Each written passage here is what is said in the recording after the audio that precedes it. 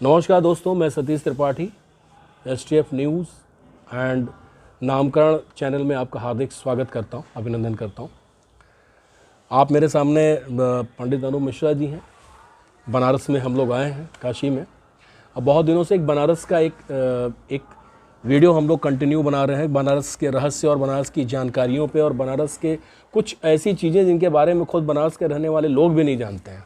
तो उस पर चर्चा हो रही है। उन चर्चाओं के दरमियान एक नई चीज़ निकल करके आई कि गोस्वामी तुलसीदास जी द्वारा रचित रामचरितमानस के दोहे पे, जिसपे कि पूरे हिंदुस्तान में एक बवाल मचा हुआ है, आपने सुना होगा। हाँ, माननीय चंद्रशेखर जी जो अशिक्षा मंत्री हैं शिक्षा मंत्री तो कहना कतई उचित नहीं होगा। तो सर फिर माननीय क्यों लगा रहे हैं? उनके ऊपर माननीय लगाना भी अपराध है अपने आप में, मुझे ऐसा लगता है।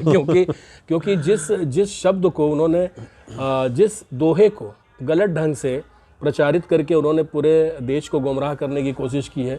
पूरे सबसे बड़ी चीज़ तो उन्होंने क्या अपराध किया है, देश को जाति के समीकरण में बांटने की कोशिश की, बांटने की कोशिश की है। सतीश जी, यहाँ तो मैं कहना चाहूँगा कि हमारे जो सुशासन बाबू के नाम से कुख्यात हैं नीतीश कुमार जी, या उनको पलटू बाबा भी लोग कहते हैं। हाँ, अब तो भाई तो पूरा जगत विख्यात है वो पलटू राम के नाम से। अभी मैं एक सोशल मीडिया का एक पढ़ रहा था मैं, तो ये हो रहा था कि लोग देश के बाकी के जो स्टेट हैं वो, जैसे मान लीजिए सपोज हम लोग यूपी के हैं, तो इसलिए नहीं, हाँ, हमारे माननीय योगी जी एक समिट करा रहे हैं जहाँ से इन्वेस्टर्स को इनवाइट कर रहे हैं, या एजुकेशनल हब डेवलप करने की बात हो रही है। हाँ हाँ। और आज के इस एरा में हमारे माननीय सुशासन बाबू जो हैं, अब तो उनको कुशासन बाबू कहना ज़्यादा उचित होगा, वो जातिगत समीकरण पर ध्यान दिए हुए हैं। हाँ, वो जो जाति जनगणना करा रहे हैं। अब बताइए, स्वतंत्रता प्राप्ति की इतने दिनों बाद अब उनको जातिगत जनगणना अभी भी स्मृत है कि हमको यही कराना है।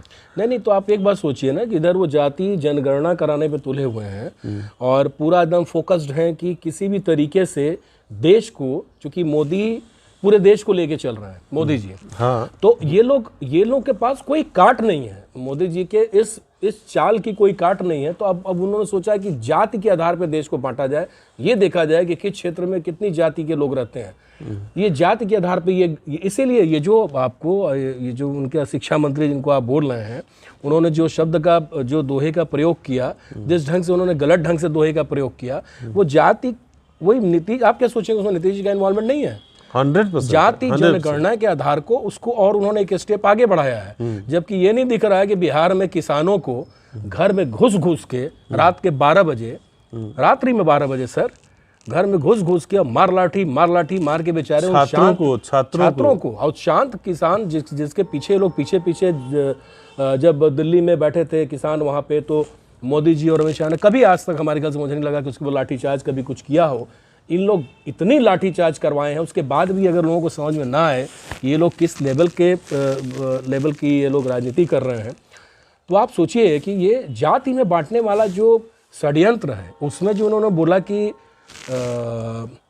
शूद्र गंवार, ढोल गंवार शूद्र पशु नारी, इन लोगों ने बोला ये सब सकल ताड़ना के अधिकारी। तो एक्चुअल इस दोहे को वाल्मीकि जी ने अपने रामायण में क्या प्रोनाउंस किया है, क्या लिखा है, उसको जरा बताने का कष्ट करेंगे क्या? सतीश जी, सबसे पहले माननीय शिक्षा मंत्री को ढेरों गालियाँ और सबसे पहले मैं, अगर कहीं से हम लोग का ये डिस्कशन उन तक पहुंच पाए, तो मैं अपनी जनता से, अपने दर्शकों से भी आग्रह करूंगा कि इस वीडियो का सारांश उनको बताने का अवश्य कष्ट करें। क्योंकि देखिए, जब कोई विधायक या मंत्री बनता है तो हम ये मान के चलते हैं कि उसकी जानकारी बहुत अच्छी है और वो आदमी कुछ भी बोलेगा तो नाप तौल के बोलेगा। अगर आप स्टेज पर चढ़े हुए हैं और माननीय बने हुए हैं, शिक्षा मंत्री भी हैं, और उसके बाद आप किसी चीज़ को गलत ढंग से इंटरप्रिटेशन करते हैं उसका, जिसका आप खूब जानते हैं कि इसका रिस्पांस क्या हो सकता है, एक आंदोलन खड़ा हो सकता है, लोगों के मानसिकता कुछ हो सकती है। तो माननीय मंत्री जी को मैं बताना चाहूँगा कि यह लाइन आई कब, यह लाइन जो बोली गई, जहाँ तुलसीदास जी ने ये इस प्रकरण का उल्लेख किया कि ढोल गंवार शूद्र पशु नारी सकल ताड़न के अधिकारी, तो यहाँ पर दरअसल ये लाइन है नहीं। मूल लाइन क्या थी, ये समुद्र को जब भगवान श्री राम 3 दिन तक आग्रह करते रहे कि भाई हमको मार्ग दीजिए जाने के लिए, हम लंका जाना चाहते हैं, तो उनको मार्ग जब नहीं मिला तो जब उन्होंने ब्रह्मास्त्र निकाला तो उसके बाद समुद्र देव प्रकट हुए और उन्होंने अपनी असमर्थता जताई कि प्रभु हम अपनी जो क्वालिटी है हम उसे कंप्रोमाइज़ नहीं कर सकते, आपको इसमें से रास्ता मिल ही नहीं सकता, ये आप ही का बनाया हुआ विधान है। तो इसमें तब उन्होंने अब माफ़ी मांगते हुए एक लाइन बोला था कि ढोल गंवार क्षुब्ध पशु रारी।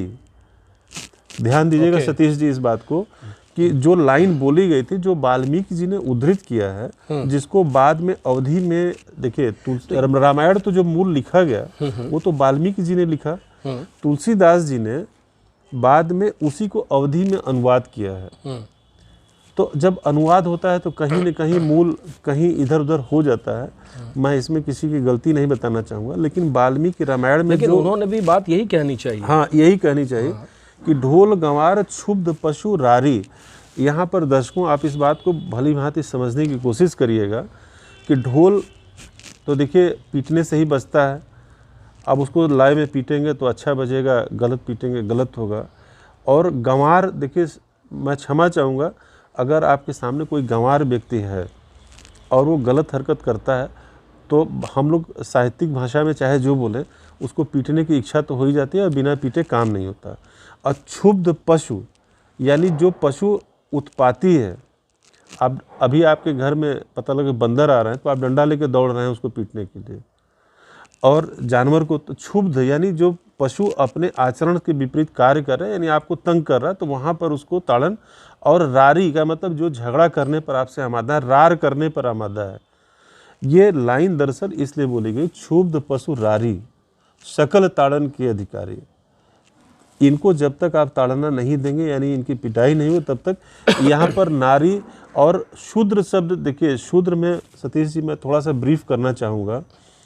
जब ब्रह्म पुरुष की कल्पना की जाती है, यानी जातियों की जब बात होती है, तो जिस प्रभु के श्री चरण को हम लोग या ब्रह्मा के श्री चरण को हम लोग स्पर्श करते हैं, वहीं से शूद्र की उत्पत्ति होती है। सबसे ज़्यादा पवित्र स्थान वही माना जाता है। सबसे हम उसी को स्पर्श करते हैं। अगर हम आज भी प्रभु के यहाँ जाते हैं, कहीं भी ईश्वर के यहाँ जाते हैं, तो हम उनके श्री चरणों को ही स्पर्श करते हैं, क्योंकि सबसे न कि हम उनके सर को स्पर्श करें।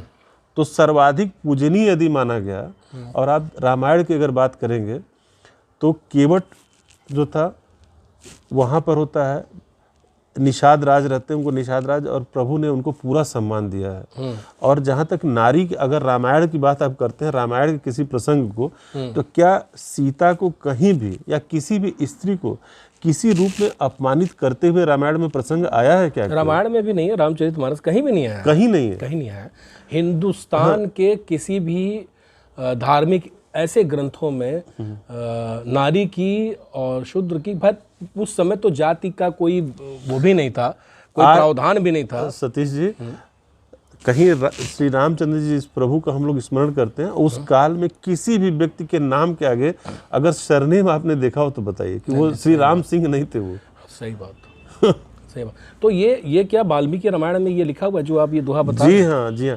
देखिए वाल्मीकि रामायण संस्कृत में है, हाँ। लेकिन वहाँ पर जो समुद्र ने जो गंवार क्षुब्ध पशु रारी जो वाल्मीकि जी ने संस्कृत में लिखा, उसका जो अनुवाद है प्रॉपर जो अवधि में हुआ, जो माननीय श्री तुलसीदास जी ने किया, वो लाइन यही है, ढोल गंवार क्षुब्ध पशु रारी सकल ताड़ना के अधिकारी। तो मतलब आपके मतलब ये है कि अब आज तक जो आप बता रहे हैं, हमारे ख्याल से अभी तक कोई विद्वान, हिंदुस्तान का कोई विद्वान इस पे कोई चर्चा ही नहीं किया, ना कोई किसी ने बताया, बल्कि उसी पे वो लड़े पड़े हैं। कि मुझे ये नहीं समझ में आ रहा कि जब विद्वान को नहीं मालूम है यह जो आपने दोहा पढ़ा है कि ढोल गंवार क्षुब्ध पशुरारी सकल ताड़ना के अधिकारी, अब वो लोग उसी में अटके पड़े हैं कि शूद्र गंवार ढोल पशुनारी।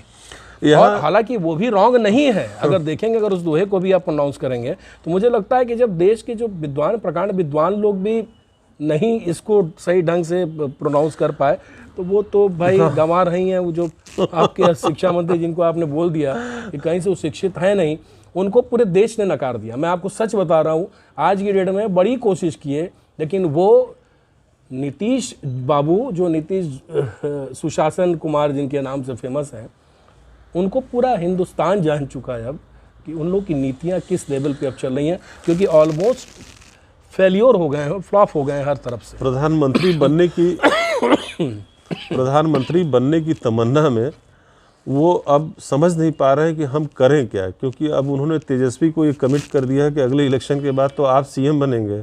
अब वो क्या करेंगे? सर कमिट नहीं कर दिए, वो तेजस्वी तो लगे थे कि 2024 में ये अगर जाएंगे उधर तो सीएम हम रहेंगे।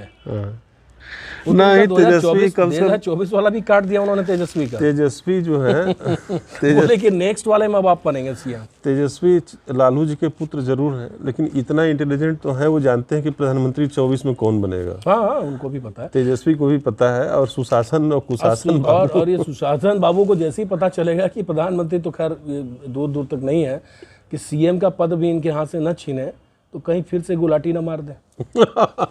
ये हो सकता है। लेकिन अब इनकी गुलाटियां काम नहीं करेंगे। पता नहीं, कोई भरोसा नहीं है भाई। अब ना ये गुलाटी कुछ भी मारेंगे। अब की गुलाटी में पहाड़ पे मारेंगे गुलाटी और सीधे नीचे गिरेंगे। ये राजगीर की पहाड़ियों पे जाएंगे ये। क्योंकि इनकी गुलाटी अब सबको समझ में आ चुकी है कि नीतीश बाबू कहाँ से गुलाटी मारते हैं। अब आप एक बात बताइए कि नीतीश कुमार जी ने जाति जनगणना कराई और उन्हीं के मंत्री ने मतलब सीधा चैलेंज कर दिया गोस्वामी तुलसीदास जी को, हमारे प्रभु राम जी को, रामचरितमानस को उन्होंने चैलेंज कर दिया, जो इतना पवित्र ग्रंथ है जिसको हम सब पूजते हैं अपने घरों में रख करके। वो रामचरितमानस होता है हर घर में, हम लोग पूजा करते हैं, अनुष्ठान बिठाया जाता है। तो वो जाति देख के रामचरितमानस की पूजा नहीं होती है, मगर इस आदमी ने, इस अशिक्षित व्यक्ति ने इसको पूरा कंप्लीटली एकदम मोल्ड करने की कोशिश की, बड़े फ्लॉप हो गया। खैर, बिहार की जनता की त्रासदी है, बिहार की शुरू से त्रासदी रही है अनूप जी, कि कोई ना कोई व्यक्ति उनको इस टाइप का मिल नहीं पा रहा है जिससे कि वहाँ पे अच्छे ढंग से उसका ग्रोथ हो सके। एक बढ़िया ये तो दुर्भाग्य है।